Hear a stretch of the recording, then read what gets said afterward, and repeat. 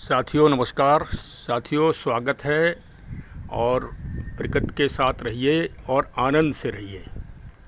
सामने आज आप देख रहे हैं ये बट वृक्ष का बहुत ही सुंदर पौधा है। कल बट अमावस्या है और पावन व्रत है। पूरे समस्त देश में हर्षोल्लास के साथ ये मनाया जाता है। तो इस कारण मैंने सोचा कि इस पे कुछ प्रकाश डाला जाए और सभी से कुछ ज्ञान प्राप्त किया जाए। तो सबसे पहले तो ये बट वृक्ष के दर्शन करिए।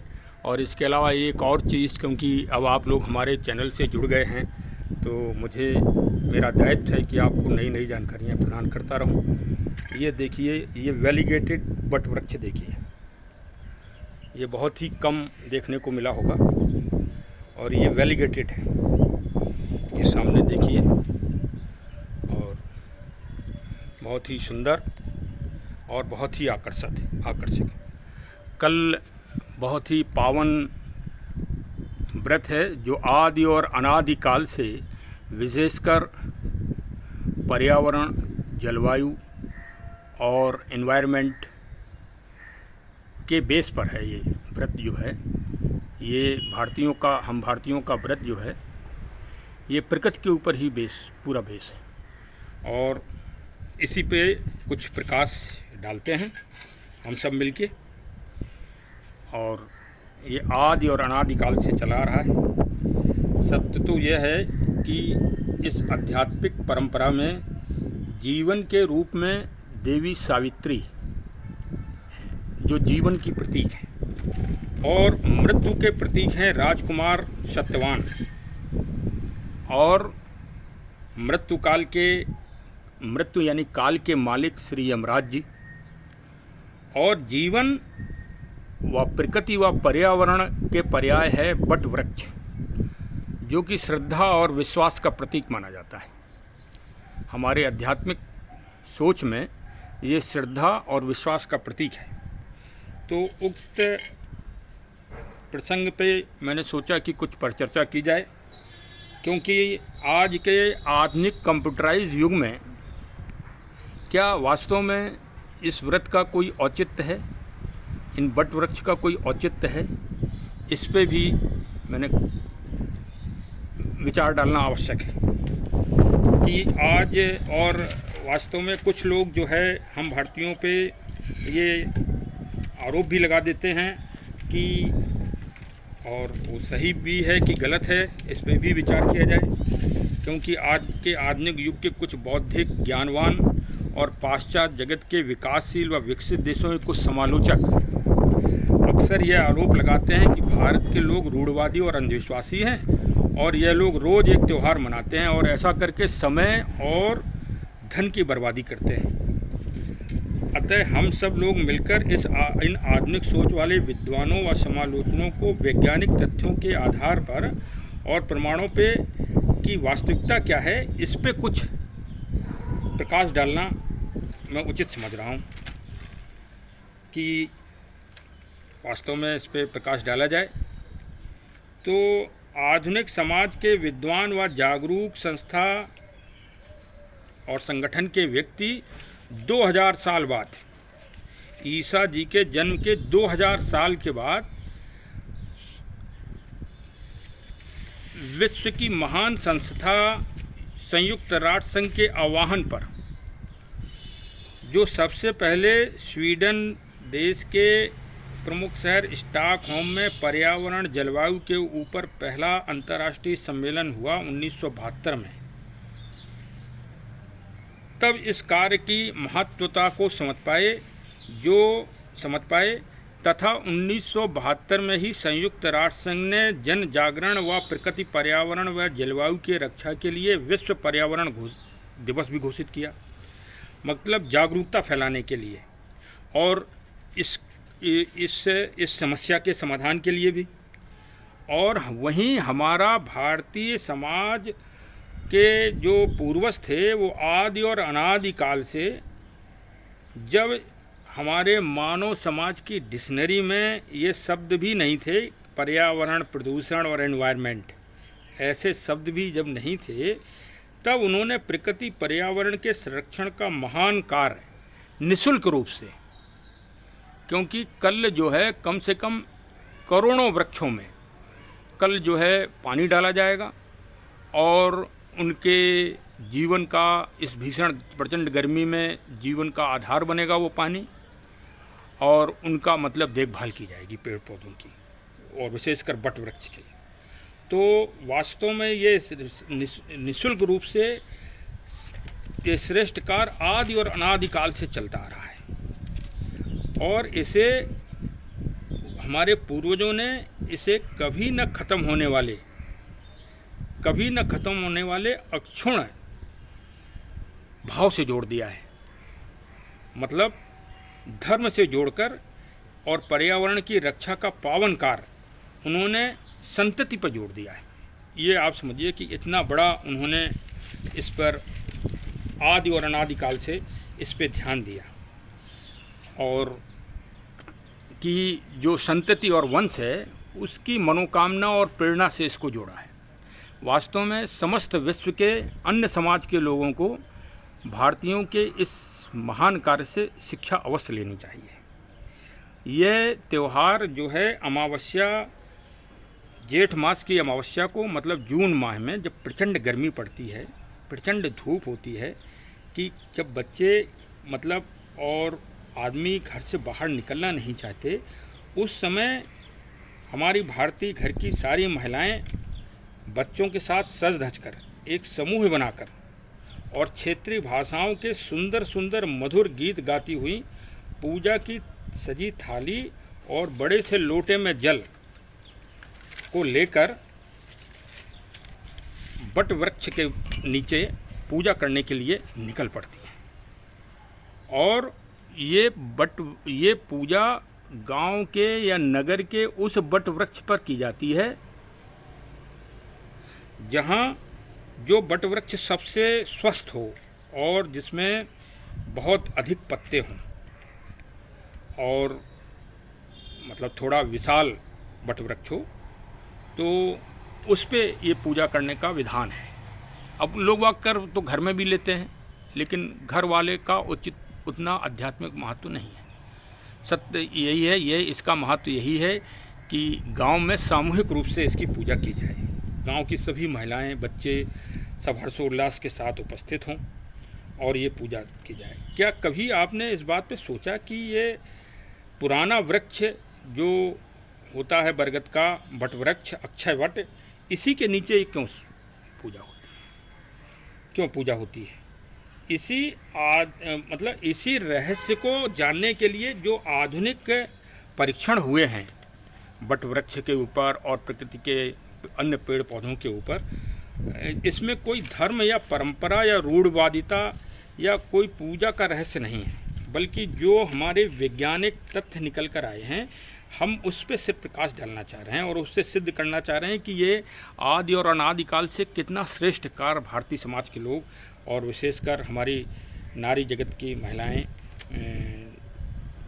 करती चली आ रही हैं, और इसमें कितना बड़ा वो रहस्य, मतलब स्वास्थ्य का रहस्य छिपा हुआ है।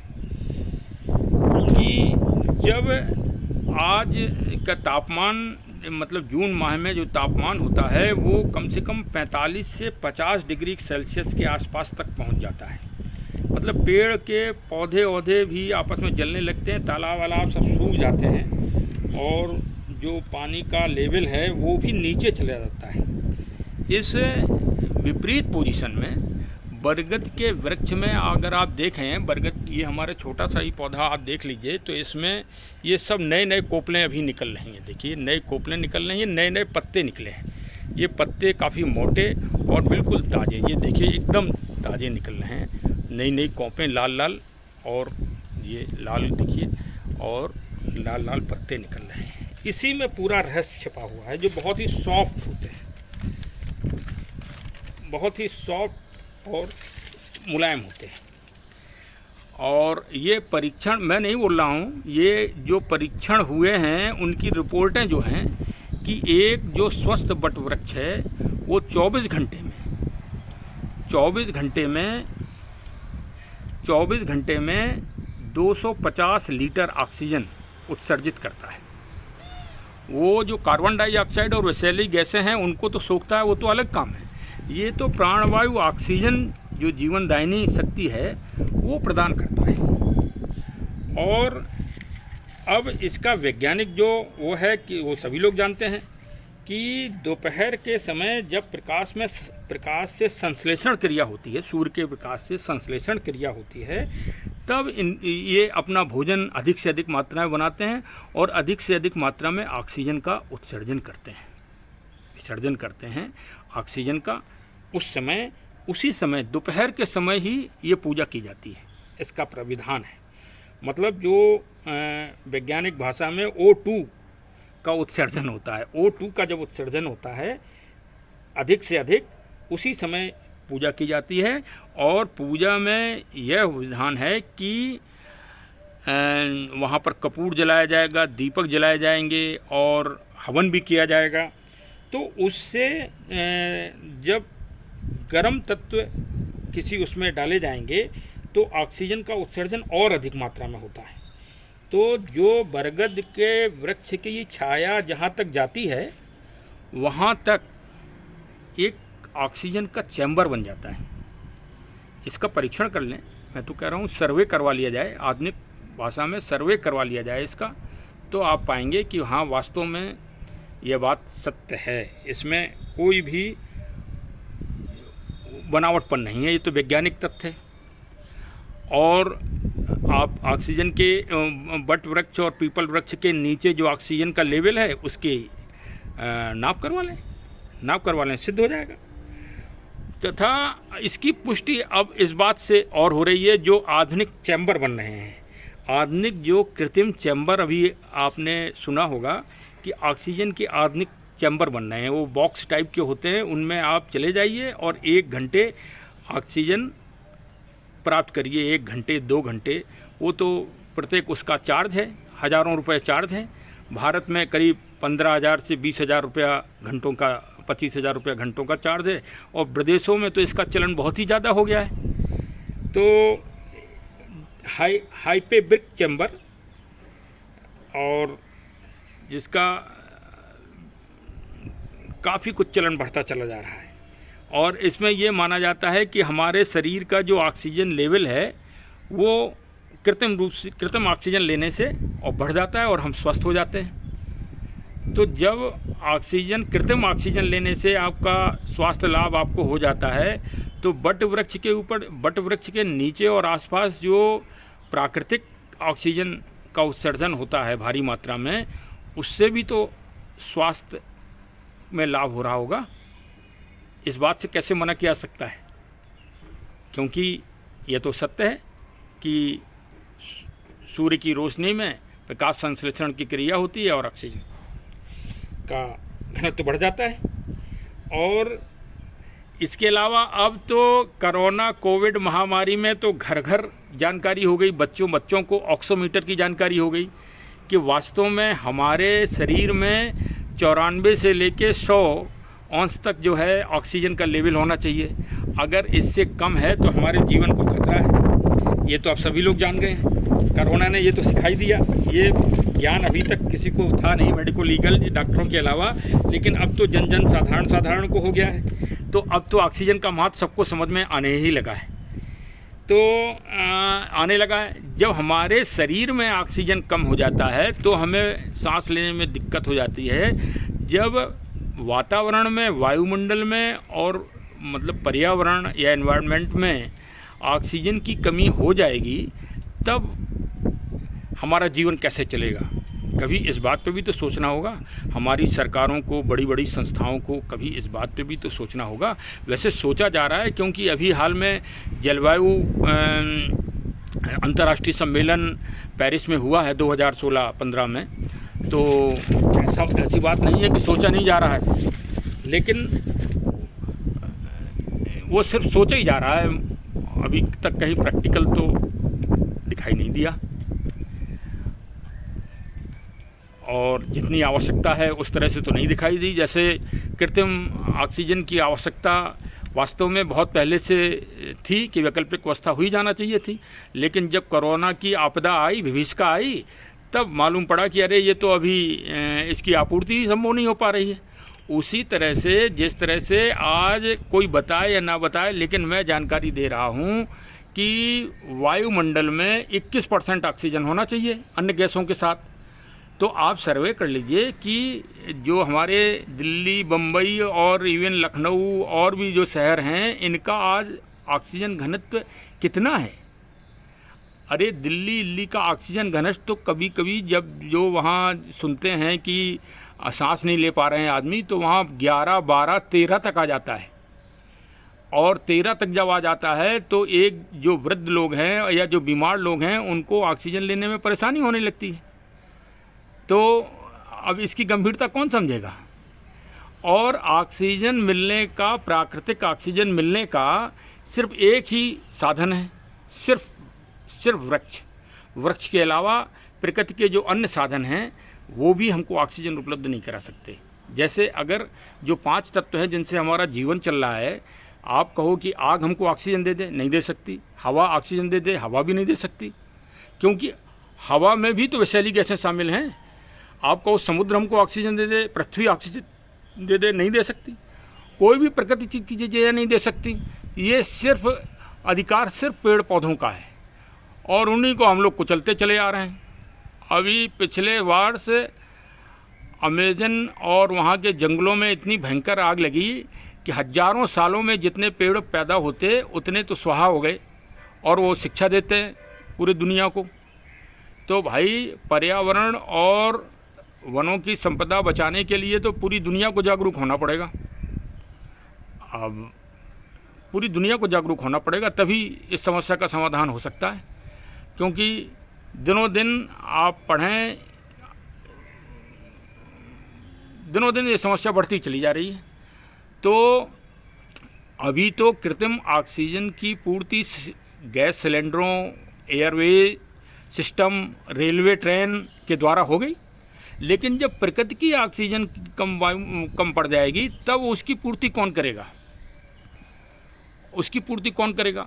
क्योंकि जो बड़े बड़े पेड़ हैं जो 250 लीटर के आसपास ऑक्सीजन हमें दे रहे हैं, वो तो सब कटवा दिए जा रहे हैं एक तरफ से, और नए नए बहाना बना के नए नए पौधे लगाए जा रहे हैं धोखा देने के लिए जनता को। जो पौधे 20 साल बाद भी, जब 20 साल के वो हो जाएंगे, तब भी हमको 15% और 10% तक ऑक्सीजन ही प्रदान करेंगे। 10 लीटर 15 लीटर ही ऑक्सीजन प्रदान करेंगे 24 घंटे में, क्योंकि नए पेड़ इतनी ऑक्सीजन का उत्सर्जन नहीं कर पाते जितने पुराने पेड़ कर रहे हैं। तो हमारा तो यही निवेदन है मानवीय दृष्टि से कि भारत में या जहाँ जहाँ विश्व में जहाँ बरगद, पाखर, जामुन, नीम, आम के जो वृक्ष हैं इन और पुराने वृक्ष हैं, इनको कदापि ना काटा जाए और इनको रजिस्टर्ड करा दिया जाए, जिससे और भी कोई व्यक्ति काट ना सके, और उनका रख रखाव किया जाए विशेष रूप से, जिससे जो ऑक्सीजन का उत्सर्जन है वो कम से कम प्राणवायु, जीवन वायु चलती रहे। और ये वास्तव में जो ये आदि और काल से जो बट वृक्ष के नीचे जाके पूजा याचना कर रहे हैं, इनसे समस्त समाजों को, समाज के लोगों को और सरकारों को और संस्थाओं को प्रेरणा लेनी चाहिए कि वास्तव में पर्यावरण और प्रदूषण और जलवायु के ये आदिकाल से रक्षक हैं। इनको महत्व देना चाहिए और इनको इनसे प्रेरणा लेना चाहिए और इनका उत्साहवर्धन करना चाहिए और इनकी सुरक्षा और संरक्षण का ध्यान भी देना चाहिए, क्योंकि कई बरगद के चबूतरे और बरगद के वृक्ष अतिक्रमण की श्रेणी में आ गए हैं, वहाँ अतिक्रमण हो गया है। तो सरकार को चाहिए कि उस अतिक्रमण को हटवाएं, जिससे ये पर्यावरण के प्रेमी जो आदिकाल से पूजा करते चले आ रहे हैं और ऑक्सीजन का उत्सर्जन करने में मदद दे रहे हैं और प्रेरणा दे रहे हैं, ये लोग बिगर किसी रोक टोक के आसानी से पूर्ण समर्पण के भाव से अपनी पूजा को कर सकें। उक्त महत्वपूर्ण प्रसंग में आदि और अनादि काल के शब्द का प्रयोग विशेषकर इसलिए भी किया गया है कि महाखंड काव्य महाभारत को जब हम पढ़ते हैं तो महाभारत के अध्याय वन पर्व जिसमें पांडवों का वनगमन हुआ था उसका उल्लेख है। तो उसमें महाराज युधिष्ठिर भी इस प्रेरक प्रसंग से प्रभावित हुए थे और उन्होंने मार्तंड ऋषि के साथ बैठकर इस पे परिचर्चा की थी। तो इससे स्पष्ट है कि महाभारत ही आदि और अनादि काल से संबंधित है। तो ये प्रसंग तो उनसे भी ज़्यादा पुराना है, क्योंकि उन्होंने इस प्रसंग से प्रेरणा ली थी। तो ये कितना महत्वपूर्ण प्रसंग है और इससे कोई भी काल अछूता नहीं रहा। ये सतयुग, द्वापर, त्रेता और आज कलयुग में भी यथार्थ रूप से हम सबको प्रेरणा दे रहा है। ये सिर्फ मानवों के लिए ही उत्तम कार्य नहीं है, ये सृष्टि के हर जीव के लिए किया गया एक उत्तम और श्रेष्ठ कार्य है। इसको हमें अपने पूजा और कर्म की तरह इसे करना चाहिए। बहुत बहुत धन्यवाद। को यदि यह प्रेरक प्रसंग बहुत ही अच्छा लग रहा हो और आपके मन को भा रहा हो तो इसको आप अपने सभी मिलने वाले सभी प्रकृति प्रेमियों को फॉरवर्ड करिए, जन जागरण करिए, जन चेतना में सहयोग करिए, जिससे अधिक से अधिक लोग प्रकृति और पर्यावरण की तरफ प्रेरित हो सकें। बहुत बहुत धन्यवाद। रक्षा से रक्षा, जब प्रकृति की रक्षा हम करेंगे तभी हमारी रक्षा प्रकृति करेगी। यही लास्ट हमारा शीर्षक है और लास्ट हमारा विषय है। बहुत बहुत धन्यवाद। प्रकृति की रक्षा करिए। Thank you.